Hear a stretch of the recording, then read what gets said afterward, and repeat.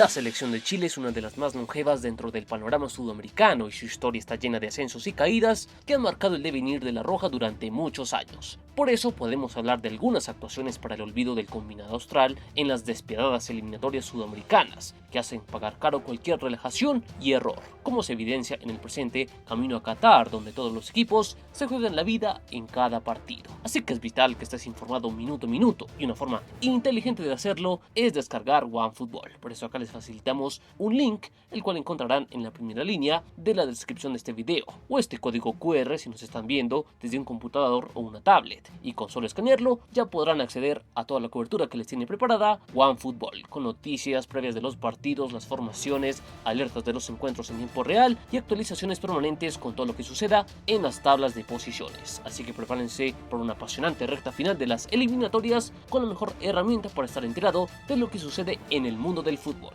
Algo que le hubiera ayudado mucho a la selección de Chile en sus accidentadas campañas que repasaremos a continuación, donde veremos lo peor de la Roja tanto en la era antigua de las eliminatorias como en la actual del todos contra todos.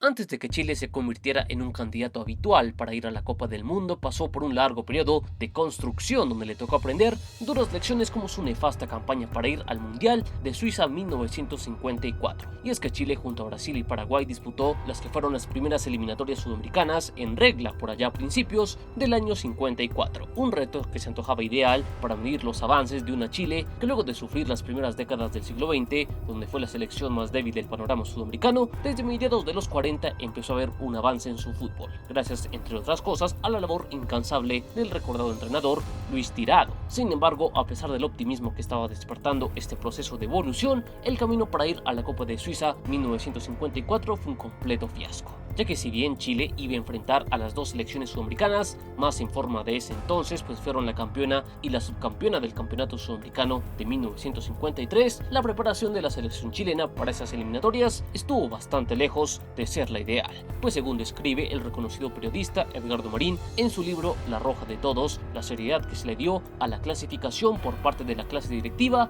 fue mínima, ya que se tardó demasiado en juntar el equipo y hacer las gestiones pertinentes para que el combinado austral pudiera ensayar y prepararse de la mejor manera. Una prueba de ello es que se tomó muy a la ligera el armado del equipo, ya que simplemente se determinó que el Colo-Colo, que había salido campeón nacional en el año 53, fuera la base de la selección, y es por ello que se designó la responsabilidad del ataque al temible tridente que había formado Tilio Cremachi, Manuel Muñoz y Jorge Robledo en la delantera alba. Sin embargo, estos jugadores llevaban tiempo sin juntarse y esa falta de trabajo y tiempo para ponerse a tono fue muy dañina para el conjunto austral, que hizo una pretemporada muy corta donde apenas disputó un par de partidos con Mariscal Sucre, los cuales se saldaron con 2 victorias que acrecentaron el exceso de confianza y la euforia en el seno de la selección chilena. Pues efectivamente, a la hora de la verdad, las diferencias fueron muy notorias. Primero en el debut, Chile se llevó un desastroso 3-0 en Asunción ante Paraguay, donde el mayor ímpetu de los guaraníes contrastó con la parsimonia y la displicencia de los chilenos. Situación que se repitió en Santiago, donde aún con la obligación de hacer respetar su casa, el mejor empeño de los paraguayos hizo que al final salieran con el triunfo en condición de visitante por 3-1, por lo que ya sin muchas opciones de clasificar, Chile afrontó sus últimos 2 partidos con Brasil,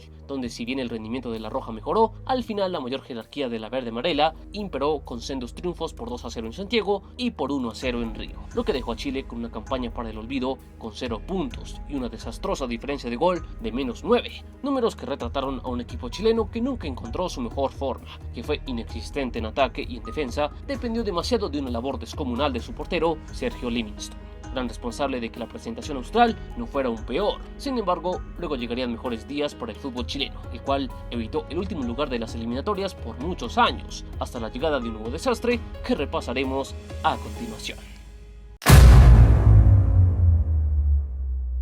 Como en gran parte de su historia, los primeros años de la selección chilena, en la era del todos contra todos en las eliminatorias, estuvo marcada por los altibajos, pues luego de hacer una campaña destacada en el camino a Francia 98 y ser cuarta en la Copa América de Paraguay 1999, Chile esperaba ser protagonista en el proceso a Corea y Japón 2002. Por eso apostó por la continuidad de Nelson Acosta al mando de la selección, quien encabezó un equipo que respetó buena parte del núcleo que clasificó al Mundial de Francia, pero que también intentó sumar baluartes jóvenes de la selección olímpica que consiguió consiguió el bronce en los Juegos de Sydney 2000. Sin embargo, a pesar de este panorama alentador en la cancha de la realidad, poco a poco fue bajando los australes de sus aspiraciones, ya que la primera rueda de las eliminatorias fue una auténtica montaña rusa, pues de arrancar perdiendo por goleada ante Argentina y de sacar un amargo empate de local ante Perú, luego la Roja recuperó sensaciones, logrando victorias como el 3-1 que le endosó a Paraguay en casa, el 2-0 que consiguió en su visita a Venezuela y el recordado 3-0 que firmó en su patio ante Brasil. Todas estas victorias tuvieron un patrón común,